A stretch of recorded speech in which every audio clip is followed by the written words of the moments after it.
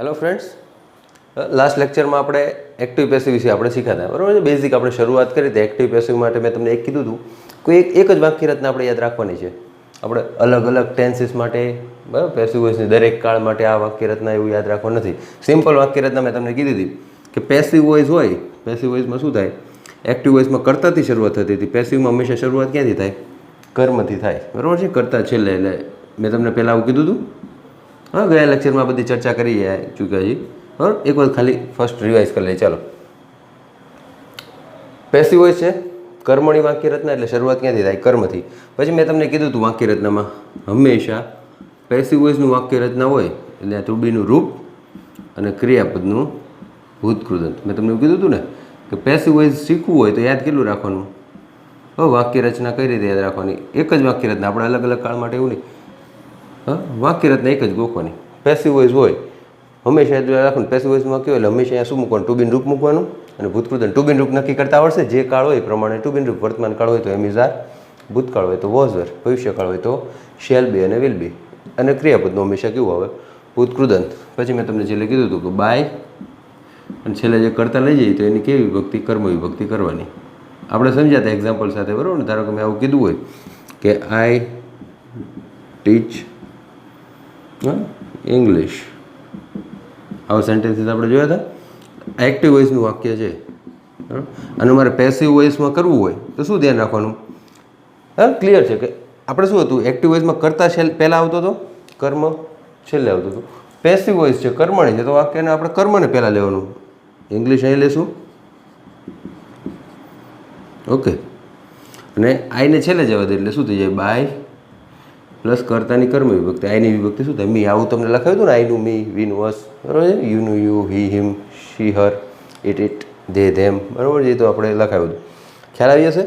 પહેલું સ્ટેપ શું કરવાનું છે? કર્મ આગળ, કરતા જવા દો ને છેલ્લે. અને બસ પછી તમારે યાદ શું રાખવાનું? વાક્ય તમે યાદ શું રાખવાનું છે? ટુ બીન રૂપ મૂકવાનું છે અને ભૂતકૃદંત. આ એક વસ્તુ ખાસ ધ્યાન રાખજો, ટુ બીન રૂપ ના ભૂલાય. ભલે એક્ટિવ વોઇસમાં ટુ બીન રૂપ હોય કે ન હોય. ધારો કે અહીંયા વાક્યમાં ટુ બીન રૂપ નથી એક્ટિવ વોઇસમાં, પણ પેસિવ વોઇસ આવે એટલે એમાં ટુ બીન રૂપ મૂકવાનું છે. તો કયું નક્કી કરશું? કયો કાળ છે? ચાલો, એના માટે જ મેં તમને કીધું કાળ આવડતો હશે તો પછી આવડશે. આ કયો કાળ છે? વર્તમાન કાળ. એટલું તો બધાને ખબર પડશે ને, સાદો વર્તમાન કાળ છે. કરતા પછી ક્રિયાપદનું મૂળ રૂપ છે એટલા માટે. અહીંયા આઈ ટોટ હોત તો આપણે એ ભૂતકાળ હોત, કે આઈ શેલ ટીચ એવી રીતે હોત તો એ ભવિષ્યકાળ હોત. એવું તો બધાને ખ્યાલ આવશે. તો અહીંયા શું છે? આઈ ટીચ મતલબ વર્તમાન કાળ છે એટલે આપણે ટુ બીન રૂપ કયું આવશે? એમ, ઇઝ અથવા તો આર. તો ઇંગ્લિશ આરે શું આવે? બરાબર છે. ઇઝ આવશે. એક વચન હોય તો ઇઝ, બહુવચન હોય તો આર, આઈ હોય તો એમ, બરાબર છે. એટલે ઇંગ્લિશ ઇઝ. અને ચાલો ટુ બીન રૂપ મૂકી દીધું અને ક્રિયાપદનું ભૂતકૃદંત. ભૂતકૃદંત શું થાય? ટીચનું ટોટ, બરાબર છે. તો આઈ ટીચ ઇંગ્લિશનું પેસિવ વોઇસ શું થાય? English is taught by me. Simple આ રીતે યાદ રાખજો. બાકી તમે ડાયરેક્ટ સેન્ટેન્સીસ જોવા જશો તો એક્ટિવ પેસિવ અઘરું જ લાગશે કે આમાં આ બે વાક્યમાં તો કેટલા બધા ફેરફાર થાય છે. જોઈને તો એવું જ લાગશે ફેરફાર જાજા છે, પણ સ્ટેપ બાય સ્ટેપ યાદ રાખો. બે સ્ટેપ યાદ રાખવાના. પહેલાં કર્મ આગળ, કરતા છેલ્લે, અને બીજું સ્ટેપ ટુ બીન રૂપને ભૂતકૃદંત મૂકી દેવાનું, બરાબર. ક્રિયાપદનું ફિક્સ જ છે કે પેસિવ વોઇસ એટલે અહીંયા ક્રિયાપદનું કેવું આવે? હંમેશા ભૂતકૃદંત જ આવે. ખ્યાલ આવી જશે. સિમ્પલ છે, બરાબર. તો સહેલું જ રાખજો. ઓકે, તો આવા ઘણા બધા સેન્ટેન્સીસને આપણે, બરાબર છે, ગયા લેક્ચરમાં આપણે ચર્ચા કરી હતી. ચાલો આગળ વધીએ. આગળ આપણે ગયા લેક્ચરમાં આપણે એક્ઝામ્પલ લીધા હતા, બધા કેવા હતા? સાદા કાળના હતા. સાદો વર્તમાન કાળનું વાક્ય હોય કે સાદો ભૂતકાળ હોય કે સાદો ભવિષ્યકાળનું, બરાબર છે. એવી રીતે આપણે એનું પેસિવ વોઇસ કરતા શીખાતા. યાદ છે ને બધાને? ઓકે, ચાલો હવે આગળ. ધારો કે ક્યારેક ચાલુ કાળ આવે તો એમાં શું ધ્યાનમાં રાખવાનું છે? સાદા કાળના વાક્યને બદલે ચાલુ કાળનું વાક્ય હોય તો બહુ સામાન્ય ફેરફાર થશે, બરાબર. ઇઝી છે, બરાબર, પણ વ્યવસ્થિત રીતે સમજીને યાદ રાખજો. ઓકે, ચાલો ધારો કે હું તમને સેન્ટેન્સીસ આપું, આપણે પેસિવ વોઇસ કરવાની ટ્રાય કરીએ. ધારો કે આવું વાક્ય આપ્યું હોય કે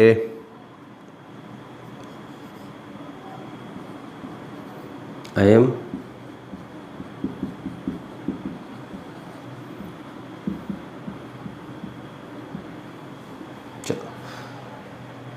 આઈ રાઇટ અ પોએમ તો તમને આવડી જાત, બરાબર છે. શું કરવાનું? આમાં એ જ છે, વસ્તુ એ જ રાખવાની. આપણે સ્ટેપ, ચાલો આનું પેસિવ વોઇસ કરવું છે. ચેન્જ ધ વોઇસ, આવું કરીને આપણને એક્ઝામમાં પૂછશે. એક્ઝામમાં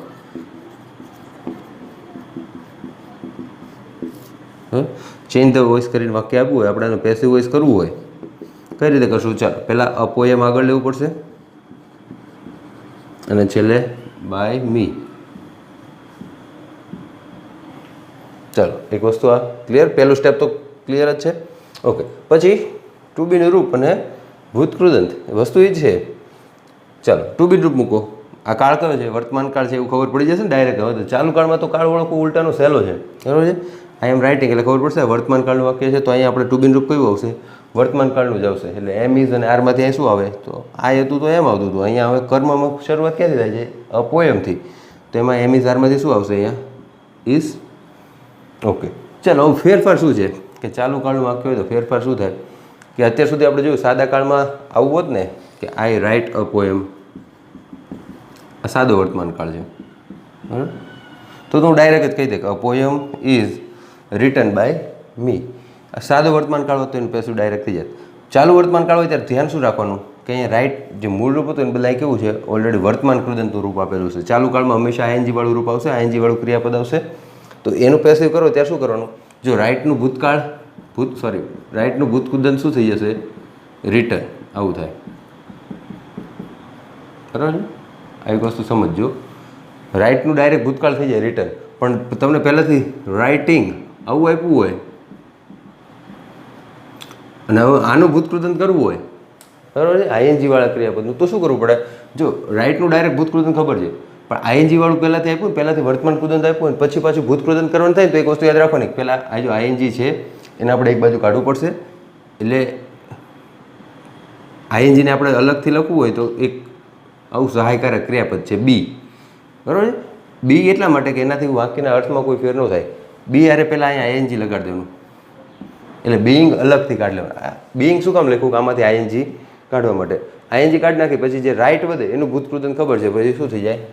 રિટર્ન. એટલે ટૂંકમાં તમારે ઇન શોર્ટ સમજવું હોય તો આવી રીતે સમજાય. ખાલી રાઇટ હોય તો એનું ડાયરેક્ટ ભૂતકૃદંત કરી શકો, રિટર્ન.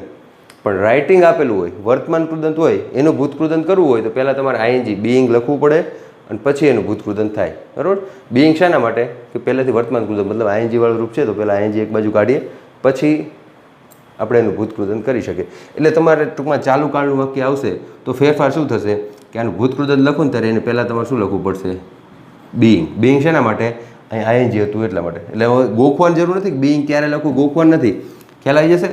આગળનું વાક્ય જ્યારે આ જે એક્ટિવ વોઇસનું વાક્ય આપ્યું એમાં ક્રિયાપદ આઈએનજી વાળું હોય તો એનું ભૂતકૃદંત કરો ત્યારે આગળ બીઈંગ લખવું પડે. એટલે અહીંયા શું થશે? Being return. એટલે આઈ રાઇટ અ પોએમ અને આઈ એમ રાઇટિંગ અ પોએમ બેના પેસિવ વોઇસમાં ફેર શું પડશે કે જ્યારે આઈએનજી વાળું ક્રિયાપદ હશે ત્યારે આગળ નવું શું આવશે?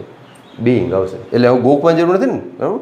અથવા તો તમે આ વસ્તુ કેવી છે કે તમે સમજ્યા વગર કરો ને તો અઘરું લાગે. આમાં તો કેટલો બધા ફેર, આમાં ક્યાં આવું કંઈ હતું જ, બરાબર. બીઈંગ ને રિટર્ન ને બધું ઘણો બધો ફેરફાર લાગશે, પણ સમજીને કરો તો ખ્યાલ આવશે.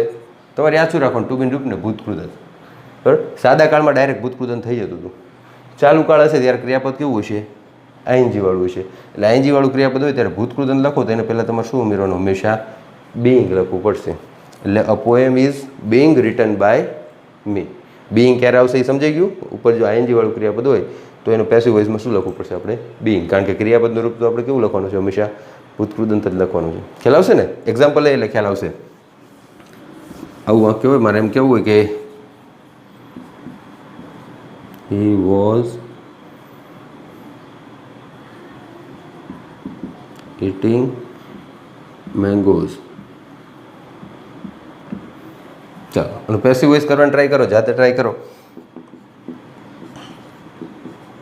ચાલો તમારે જાતે ટ્રાય કરો. સિમ્પલ જ છે, સ્ટેપ બાય સ્ટેપ જજો, બરાબર છે. પહેલું સ્ટેપ શું કરશું આપણે?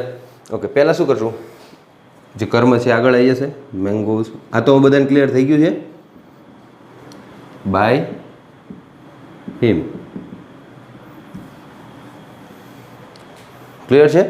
મેંગોઝ અહીં આવશે, બાય હિમ પાછળ, કર્મ આગળ. ઓકે, કર્તાની કર્મ વિભક્તિ પાછળ. ઓકે, પહેલું સ્ટેપ ક્લિયર. હવે તમારે શું કરવાનું છે કે ટુ બીનું રૂપ નક્કી કરવાનું છે અને ક્રિયાપદનું ભૂતકૃદંત. પેસિવ વોઇસમાં આટલું જ, શોર્ટમાં યાદ રાખજો. આખી વાક્ય રચના ગોખવાની જરૂર નથી. પહેલું સ્ટેપ કર્મ આગળ, કરતા પાછળ, અને બીજું સ્ટેપ ટુ બીનું રૂપ અને ભૂતકૃદંત. તો ટુ બીન રૂપને ભૂતકૃદંત મૂકતા તો તમને આવડશે. હવે ટુ બીન રૂપ અહીંયા ખબર પડશે કયો કાળ છે? ભૂતકાળ છે. એટલે ટુ બીન રૂપ શું આવે? વોઝ અથવા તો વેર, બરાબર છે. તો અહીંયા મેંગોઝ આરે વોઝ લખીશ કે વેર લખીશ? બરાબર છે. તો શું આવશે અહીંયા? વેર. બહુ વચન છે એટલા માટે વેર, બરાબર છે. એક વચન છે વોઝ, એક વચન હોત તો. ઓકે ચાલો, મેંગોઝ વેર. હવે ઇટિંગનું ભૂતકૃદંત શું થાય? Being eaten. આ સમજાઈ ગયું ને? ખાલી ઈટ હોત ને, આઈ ઈટ મેંગોઝ, તો મેંગોઝ વેર ઇટન બાય, તો ડાયરેક્ટ કરી નાખે. સોરી, અહીંયા ઈટની બદલે એટ કે ઈટ, મતલબ સાદો કાળનું વાક્ય હોત તો. પણ ચાલુ કાળનું વાક્ય હોય, મતલબ જ્યારે વર્તમાન કૃદંત હોય, આઈએનજી વાળું ક્રિયાપદ વાપર્યું હોય, એનું ભૂતકૃદંત કરો તો તમારે શું મૂકવાનું છે આગળ? બિંગ. આ ક્લિયર થઈ ગયું છે? એટલે ગોખવું નહીં પડે ને ક્યારે બિંગ આવશે ક્યારે નહીં આવે, બરાબર. આગળ વાક્ય જોવાનું, એક્ટિવ વોઇસમાં આઈએનજી વાળું ક્રિયાપદ હોય તો એનું પેસિવ કરો, ભૂતકૃદંત કરવું હોય તો આગળ પહેલાં શું મૂકવું પડે? બિંગ કરવું પડે, પછી જ એનું ભૂતકૃદંત થાય. એટલે mangoes were being eaten by him. ખ્યાલ આવશે આવું? અહીંયા જો સાદો ભૂતકાળ હોત ને, આયા હી એટ મેંગોઝ, આવું હોત તો ડાયરેક્ટ કરી નાખે કે મેંગોઝ વેર, બરાબર. તો એટનું ભૂતકૃદંત ડાયરેક્ટ થઈ જાય, ઇટન બાય હિમ, બરાબર. ભૂતકાળ છે એટલે વોઝ વેર તો મૂકવાનું જ હતું. ભૂતકૃદંતમાં તમારે ડાયરેક્ટ ભૂતકૃદંત થાય. અહીંયા આઈએનજી વાળું ક્રિયાપદ હોય તો અહીંયા બિંગ તમારે આગળ લખવું પડશે. ખ્યાલ આવી જશે? એટલું સમજાઈ જશે? એટલે યાદ રાખવાનું છે, ગોખવાનું છે, પણ સમજીને ગોખજો, બરાબર છે. ચાલો થોડાક એક્ઝામ્પલ લઉં, જાતે ટ્રાય કરજો. 2-3 વાક્યો લખું છું, જાતે પેસિવ વોઇસ કરવાનું ટ્રાય કરજો. ધારો કે આવું વાક્ય આપ્યું હોય,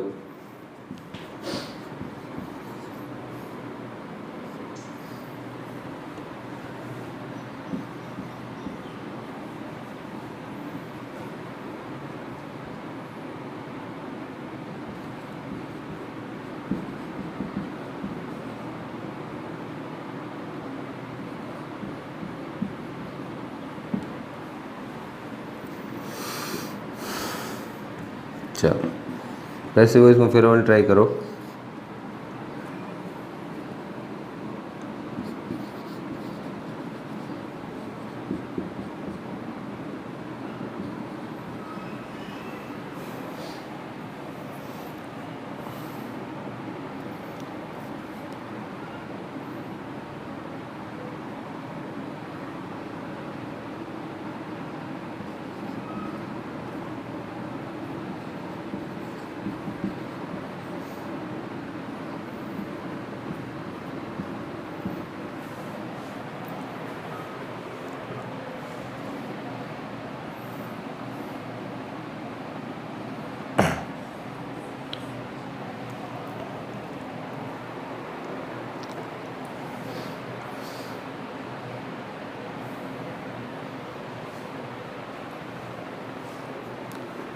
ઓકે, ખ્યાલ આવશે? ચાલો શું કર્યું છે અહીંયા? પહેલું સ્ટેપ, બરાબર. ક્યાં ભૂલ પડે છે ધ્યાન રાખજો, કદાચ ભૂલ પડે તો. પહેલાં નોવેલ્સ અને છેલ્લે બાય ધેમ. ચાલો આ તો બધાનું સાચું છે, બાય ધેમ. આગળ શું આવશે? નોવેલ્સ. બીજું સ્ટેપ, ટુ બીન રૂપ ભૂતકૃદંત. ચાલો વર્તમાન કાળ છે તો એમિઝારમાંથી અહીં નોવેલ્સ આરે શું આવશે? બહુવચન જ છે એટલે આપણે શું લખશું? હા, નોવેલ્સ આર. ભૂતકૃદંત શું થાય? બરાબર છે. પહેલાં આઈએનજી છે એટલે બિંગ કરવું પડશે, અને રીડનું ભૂતકૃદંત તો રીડ જ રહે છે. ઓકે, એટલે એનું ભૂતકૃદંત એ રીતે છે. ટૂંકમાં તમારે શું કરવાનું? આઈએનજી વાળું ક્રિયાપદ હોય ત્યારે ભૂતકૃદંત લખો એને પહેલાં તમારે શું કરવું પડશે? બિંગ લખવું પડશે. બીજું કોઈ નવું નથી આમાં. ખ્યાલ આવી જશે? એ જ વસ્તુ અહીંયા, બરાબર છે. અકાર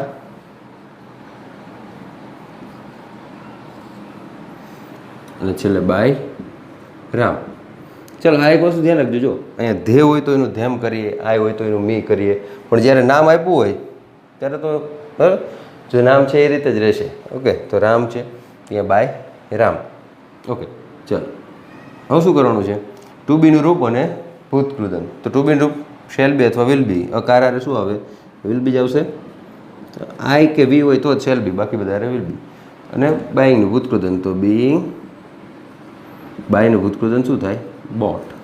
બરાબર. એક આ પ્રેક્ટિસ રાખજો, કદાચ જો હજુ કોઈને ભૂતકૃદંત કરવામાં તકલીફ પડતી હોય તો એ તો એને એના માટે તમારે થોડુંક વાંચવું પડશે, બરાબર. એ કોઈ વસ્તુ એના કોઈ ફિક્સ નિયમો નથી તો ભૂતકૃદંત કઈ રીતે થાય? રીડનું રીડ જ રહે છે, બાયનું બોટ થાય છે. એના માટે કોઈ નિયમો નથી, એ તમારે વાંચવું પડશે અને ઇઝીલી યાદ રહી જશે, કંઈ ગોખવા નહીં પડે, બરાબર. એક વખત ખાલી જોઈ લેજો એટલે ખ્યાલ આવી જશે. ઓકે, ચાલો સમજાઈ જાય શું કરવાનું પેસિવ વોઇસમાં? સિમ્પલ જ છે, 2 સ્ટેપ, કર્મ આગળ કરતાં પાછળ, અને બીજી વસ્તુ ટુ બીન રૂપ ને ભૂતકૃદંત. કોઈ પણ કાળનું વાક્ય આપ્યું હોય. ખ્યાલ આવશે આવું? ઓકે,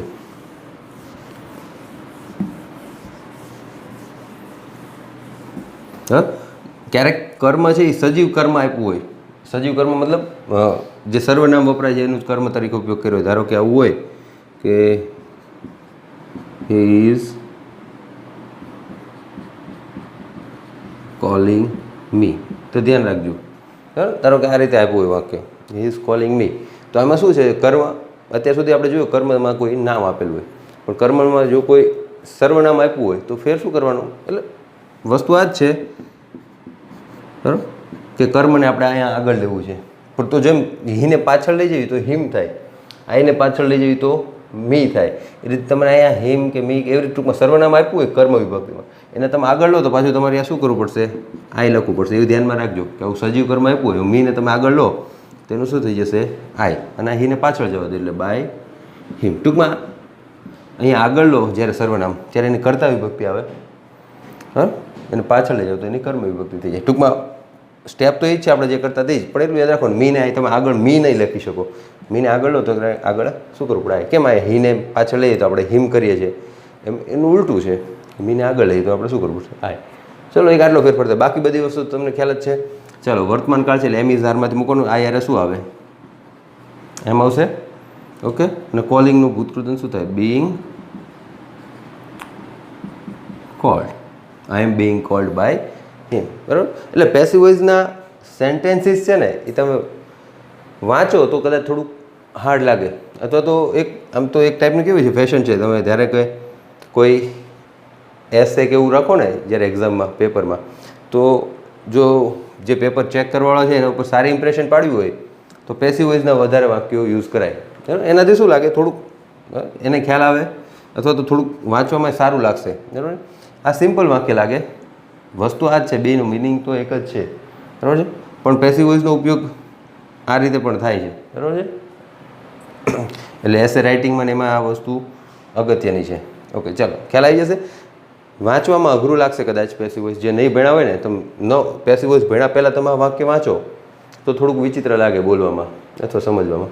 હવે તમે ભણ્યા છો ક્લિયર છે, 2 સ્ટેપ જ કરવાના છે, કર્મ આગળ કરતાં પાછળ અને ટુ બિન રૂપ ને ભૂતકૃતન. ટુ બિન રૂપ યાદ રાખવાનું છે કે હવે જે અહીંયા નવું આ જે કર્મને તમે આગળ લો, બરાબર, તો આના પ્રમાણે ટુ બિન રૂપ આવશે જે કાળ હોય એનું, ઓકે. સમજાય છે આ વસ્તુ, ઓકે. ચાલો હવે બાકી આની તમે જેટલી પ્રેક્ટિસ કરશો ને, આપણે ટેન્સીસ ભણાયા ત્યારે મેં તમને જેટલા પણ વાક્યો લખ્યા તેને પેસિવ વોઇસમાં ફેરવવાનું ટ્રાય કરજો, બરાબર છે. એટલે જેટલી પ્રેક્ટિસ કરશો એટલું તમારું આ ક્લિયર થતું જશે, ઓકે. ચાલો આ ટ્રાય કરો જો 1-2 સેન્ટેન્સીસ સજીવ કર્મવાળા આપીશ, એટલે સિમ્પલ જ છે, નિયમમાં કોઈ ફેરફાર નથી થતો, પણ ધારો કે તમને આવું કીધું હોય કે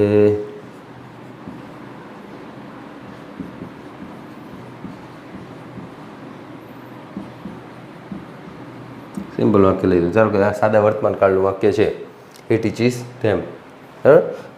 શું કરશું આનું પેસિવ વોઇસ કઈ રીતે થશે, ટ્રાય કરો. ચાલો ધેમને પાછળ આગળ લઈ લો એટલે શું થઈ જશે, સોરી ધે થઈ જશે, એને પાછળ લો એટલે બાય હિમ. ચાલો પહેલું સ્ટેપ તો ક્લિયર થઈ ગયું છે બધાને, ધેમનું ધે થઈ જશે, એનું બાય હિમ, ઓકે. બીજું સ્ટેપ ટુ બિન રૂપ ને ભૂતકૃતન. આ કયો કાળ છે, વર્તમાન કાળ, એટલે ટુ બિન રૂપ મૂકવાનું, એમ ઇઝ અને આરમાંથી ધે આરે શું આવે, આર, જે આર ભૂતકૃતન, taught by him, they are taught by him. ખ્યાલ આવશે. એટલે પેસિવ વોઇસની વાક્ય રચના હવે સમજાઈ ગઈ છે, બરાબર. આ જ રીતે છે, તમે જેટલી પ્રેક્ટિસ કરશો એટલું તમારે વધારે ક્લિયર થશે. કાળ બદલાય તો બદલાશે શું, આ ટુ બિન રૂપ બદલાઈ જશે. ધારો કે આ ટીચીસને બદલાય, ધારો કે અહીંયા આવું આપ્યું કે હી વિલ ટીચ ધેમ, આ રીતે વાક્ય હોય તો ફેર શું પડે કે ટુ બિન રૂપમાં એમિઝાનમાં જ બદલે આપણે ભવિષ્યકાળ છે એટલે શેલ બી અથવા વિલ બી માં મૂકવું છું, બરાબર. તો અહીં શું આવે, they will be taught by them. ફેર શું પડ્યો સમજો, અમે કાળ બદલાયો, ટીચીસ હતો વર્તમાન કાળ હતો, એને બદલે ભવિષ્યકાળ કર્યો તો ફેરફાર શું થયો, ઓલો વર્તમાન કાળમાં એમિઝારમાંથી મૂકતા હતા, ભવિષ્યકાળ હોય તો શેલ બી અથવા વિલ બી, મતલબ ટુ બીનું રૂપ ખાલી બદલાય. સમજાઈ જશે આટલું, બરાબર. એટલે ઇઝી જ છે, બરાબર. જેટલી પ્રેક્ટિસ કરતા જશો એટલું ક્લિયર થતું જશે, ઓકે. અને છેલ્લે એક આ વસ્તુ જોઈ લેજો કે જ્યારે પેસિવ વોઇસ હોય એમાં પૂર્ણકાળ આવે, બરાબર. તો ફેરફાર શું થાય, તો જ્યારે પૂર્ણકાળનું વાક્ય આપ્યું હોય તો પૂર્ણકાળમાં ખબર છે આપણે પૂર્ણકાળ આપણે ભણ્યા છે કે સાદો કાળ ને ચાલુ કાળમાં તો કોઈ પ્રોબ્લેમ નથી, ટુ બિન રૂપ મૂકીને ભૂતકૃતન મૂકીએ, બરાબર. પૂર્ણકાળ જ્યારે ભણીએ, આપણે પૂર્ણકાળ ભણ્યા ત્યારે મેં કીધું ત્યાં ટુ બિન રૂપને બદલે શું ખાલી ફેરફાર શું થઈ જશે, ટુ બીને રૂપને બદલે ટુ હેવના રૂપ થશે. એક આટલી વસ્તુ ધ્યાન રાખજો, ટુ હેવના રૂપ. ટુ હેવના રૂપ એટલે ખબર છે, વર્તમાન કાળ હોય તો હેવ અથવા તો હેઝ હોય, ભૂતકાળ હોય તો હેડ, ભવિષ્યકાળ હોય તો શેલ હેવ અને વિલ હેવ. ટૂંકમાં હેવનું રૂપ મૂકવાનું. હેવનું વર્તમાન કાળના 2 રૂપ થતા હતા, કાં તો મૂળ રૂપ હેવ રહે અથવા તો એસઈએસ વાળું રૂપ એટલે આપણે હેઝ લખીએ છીએ. ભૂતકાળ હોય તો હેવનું ભૂતકાળ શું થાય? હેડ. અને ભવિષ્યકાળ હોય તો એની આગળ શેલ લાગે અથવા તો વિલ લાગે. શેલ હેવ અથવા તો વિલ હેવ. તો જ્યારે પૂર્ણકાળનું વાક્ય હોય ત્યારે ટુ હેવના રૂપ ખાલી રાખવાના. એ તમને આપેલું જ હશે, કારણ કે એક્ટિવ વોઇસમાં ટુ હેવના રૂપ આવવાના જ છે, ભૂતકૃદંત આવવાનું જ છે, બરાબર છે. તો પેસિવ વોઇસમાં ઉલટાનું સહેલું થશે. પૂર્ણકાળ જે વાક્ય હોય ને, પૂર્ણકાળના વાક્યો, એનું પેસિવ વોઇસ સૌથી સહેલું રહેશે. એનું કારણ શું કે તમને ટુ હેવનું રૂપે આપી દેશે અને ભૂતકૃદંત પહેલેથી આપેલું છે વાક્યમાં. આપણે એક્ઝામ્પલ લઈએ એટલે ખ્યાલ આવશે. ધારો કે પૂર્ણકાળના વાક્યો છે એનું પેસિવ વોઇસ કરીએ. પૂર્ણકાળના વાક્યમાં ધારો કે તમને આવું કીધું હોય કે I have eaten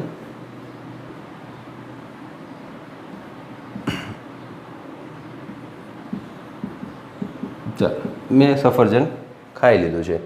I have eaten an apple. ધારો કે આવું વાક્ય છે. પેસિવ વોઇસ કરવું હોય તો ચાલો આનું પેસિવ વોઇસ કરવાનું ટ્રાય કરો. જો ચાલો જાતે ટ્રાય કરો, ભલે ના ભણ્યા હોય ખ્યાલ આવી જશે. ચાલો એન એપલ અને છેલ્લે બાય મી. ચાલો આટલું તો ક્લિયર થઈ ગયું છે પહેલાં બધાને. પહેલું સ્ટેપ તો બધાને આવડે જ છે. હવે શું થશે કે ચાલુ કાળ કે સાદા કાળનું વાક્ય હોય ત્યારે આપણે ટુ બીના રૂપ અને ભૂતકૃદંત મૂકતા હતા, બરાબર છે. પૂર્ણકાળનું વાક્ય છે, હેવ એઝ હેડ આવે એટલે આપણને ખબર પડી જશે પૂર્ણકાળનું વાક્ય છે. તો પૂર્ણકાળનું વાક્ય હોય તો આપણે ટુ બીના રૂપને બદલે ટુ હેવના રૂપ, મતલબ કે હેવ હેઝ. ચાલો તો અહીં ખબર પડી જશે આ કયો છે પૂર્ણ. હેવ આપ્યું છે પૂર્ણ વર્તમાન કાળ છે, તો આપણે હેવ અથવા હેઝમાંથી જ મૂકવાનું છે કે એને એપલ આરે શું આવશે તો ત્રીજો પુરુષ છે અને એક વચન છે એટલે હેઝ, બાકી હેવ, બરાબર. એ તો હેવ અથવા હેઝમાંથી મૂકવાનું થશે. એટલે ટુ હેવનું રૂપ મૂકી દીધું. હવે આનું ભૂતકૃદંત. ઓકે, તો ભૂતકૃદંતમાં એટલું યાદ રાખો કે વર્તમાન કૃદંત આપ્યું હોય આઈએનજી વાળું રૂપ, એનું ભૂતકૃદંત કરીએ ત્યારે આપણે શું લખતા હતા? આગળ બીઈંગ લખતા હતા. રાઇટિંગનું ભૂતકૃદંત શું થતું હતું? Being return. આવું કરતા હતા.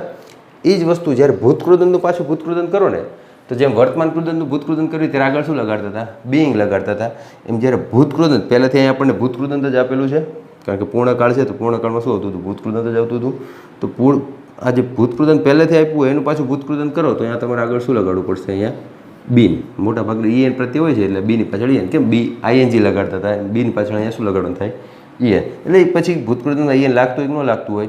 બરાબર. ઘણા ભૂતકૃદંત હોય, ધારો કે પ્લેનું પ્લેડ છે તો એમાં કંઈ ઈડી નથી લગાડવાનું, આપણે આગળ શું મૂકવાનું છે? બીન જ મૂકવાનું છે. ઓકે, તો ભૂતકૃદંત પહેલેથી આપ્યું હોય ને પછી ભૂતકૃદંત કરવાનું થાય તો આપણે આગળ શું મૂકવાનું થાય? બીન. એટલે બીન અને પછી ભૂતકૃદંત. તો એ તો ભૂતકૃદંત તો આપણને કહી દીધેલું છે શું થાય? ઇટન. એટલે એટલું યાદ રાખો, સમજો. એન એપલ બાય મી એમાં તો કોઈ પ્રોબ્લેમ નથી. ટુ હેવનું રૂપ મૂકવાનું છે અને વર્તમાન કૃદંતનું ભૂતકૃદંત કરી ત્યારે બીઈંગ ને પછી ભૂતકૃદંત મૂકતા હતા. ભૂતકૃદંત હોય પહેલેથી અને એનું ભૂતકૃદંત કરો તો આગળ શું મૂકવાનું છે? બીન. ટૂંકમાં એટલું યાદ રાખો, ચાલુ કાળનું વાક્ય હોય એનું પેસિવ વોઇસ કરશો ત્યારે આગળ શું આવશે? બીઈંગ આવશે. પૂર્ણકાળનું વાક્ય હોય એની આગળ એનું પેસિવ વોઇસ કરો તો આગળ શું આવશે? અહીંયા બીન. એટલે ક્યાં બીઈંગ મૂકવું ક્યાં બીન મૂકવું ગોખવાની જરૂર નથી. ખ્યાલ આવી જશે. આગળના વાક્યમાં આઈએનજી વાળું હોય તો અહીંયા આગળ શું આવશે? બીઈંગ આવશે. આગળના વાક્યમાં જે એક્ટિવ વોઇસનું વાક્ય છે એમાં પેસિવ ભૂતકૃદંત જ આપેલું હોય પહેલેથી, તો અહીંયા આગળ શું આવશે? બીન આવશે. ખ્યાલ આવશે? સમજો. ધારો કે આવું વાક્ય આપ્યું હોય તમને, ચાલો લખો, જાતે ટ્રાય કરો એટલે ખ્યાલ આવશે.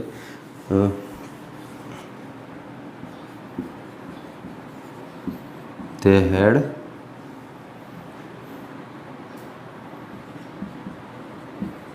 Studied English. કે તેઓએ અંગ્રેજી ભણી લીધું છે, બરાબર. ભણી લીધું હતું, સોરી, પૂર્ણ ભૂતકાળ છે. ઓકે, તો આનો પેસિવ વોઇસ કઈ રીતે કરશું? ચાલો, ઇંગ્લિશ અને બાય ધેમ. ચાલો, પહેલું સ્ટેપ ક્લિયર. આગળ ઇંગ્લિશ આવી જશે, પાછળ શું થઈ જશે? By them. પછી ટુ હેવનું રૂપ અને ભૂતકૃદંત. ઓકે, ટુ હેવનું રૂપ તો અહીં ખબર પડી છે પૂર્ણ ભૂતકાળ છે. પૂર્ણ ભૂતકાળમાં તો એક જ વસ્તુ આવતી હતી, હેડ, બરાબર છે. એ પહેલો પુરુષ, બીજો પુરુષ, ત્રીજો પુરુષ કોઈ પણ હોય. ઓલામાં યાદ રાખવું પડતું હતું, ત્રીજો પુરુષ એક વચન આવે ત્યારે હેઝ, બાકી હેવ પૂર્ણ વર્તમાન કાળમાં. પૂર્ણ ભૂતકાળમાં તો હેડ એક જ મૂકતા હતા. ઓકે, ચાલો, ઇંગ્લિશ હેડ. ઓકે, હવે સ્ટડીડ મતલબ પહેલેથી અહીંયા તો ભૂતકૃદંત જ આપેલું હશે હંમેશા પૂર્ણકાળમાં, તો એનું પાછું ભૂતકૃદંત કરવું તો આગળ શું મૂકવું પડે? હંમેશા બીન અને સ્ટડીડ. ખ્યાલ આવશે? એટલે ક્યાં બીન મૂકવાની ખ્યાલ આવી જશે. પૂર્ણકાળ વાક્ય હોય એનું પેસિવ વોઇસ કરો ત્યારે હંમેશા બીન મૂકવું પડશે. શું કામ? કે પહેલેથી ભૂતકૃદંત આપેલું છે, એનું પાછું ભૂતકૃદંત કરો છો એટલે બીન આવશે. અને ચાલુ જે ચાલુ કાળનું વાક્ય હોય, બરાબર છે, એનું પેસિવ વોઇસ કરો તો ત્યાં હંમેશા શું આવશે? બીઈંગ આવશે. એટલે ક્યારે બીઈંગ આવશે, ક્યારે બીન આવશે ખ્યાલ આવશે. આગળનું આઈએનજી વાળું ક્રિયાપદ હોય તો અહીંયા બીઈંગ મૂકવાનું થશે પહેલેથી ભૂતકૃદંત આપેલું હોય તો બીન મૂકવાનું થશે. ક્લિયર? સાદા કાળમાં તો ડાયરેક્ટ જ તમે ટુ બીનું રૂપને ભૂતકૃદંત મૂકી શકો. ક્લિયર છે? એટલે ગોખવાની જરૂર નથી ક્યાં મૂકવાનું ક્યાં નહીં મૂકવાનું, તમને હવે સમજીને ખ્યાલ આવી જશે. એ જ રીતે ભવિષ્યકાળ હોય, ધારો કે ધે વિલ હેવ વોટ, આવી રીતે આપેલું હોય કે they will have studied English, તો ફેર શું પડે કે આ ટુ બીન રૂપ અહીંયા શું આવે, ખાલી હેવ હેડની બદલે વિલ હેવ બીન સ્ટડીડ, બાકી કોઈ ફેરફાર નહીં થાય. બદલાય શું, ટુ હેવનું રૂપ પૂર્ણ કાળ છે એટલે ટુ હેવના રૂપ આવશે. એક સિવાય વર્તમાન કાળ કે ચાલુ કાળ હોય ત્યારે ટુ બીના રૂપ. ખ્યાલ આવી જશે આટલું? એટલે એક વખત શાંતિથી જોઈ લેજો અને પ્રેક્ટિસ કરજો. ખાસ એક્ટિવ પેસિવ શીખવું હોય તો પ્રેક્ટિસ કરજો. હજુ આમાં જે બીજા ફેરફાર છે ને કે બે કર્યા પદ આપણે બે કર્મ આવતા હોય એવા વાક્યો આવશે. પછી ક્વેશ્ચન પ્રશ્નાર્થ વાક્ય હોય, હા નેગેટિવ વાક્ય હોય, તો એનું પેસિવ વોઇસ કઈ રીતે જોઈશું, કઈ રીતે કરવું એ આપણે આગળના લેક્ચરમાં જોઈશું. પણ આની પહેલાં પ્રેક્ટિસ કરી લેજો. સિમ્પલ વાક્યો કોઈ પણ કાળનું વાક્ય કોઈ તમને પેસિવ વોઇસ કરતાં આવડવું જોઈએ. ઓકે ચાલો, તો નેક્સ્ટ લેક્ચરમાં આપણે આગળની ચર્ચા કરશું.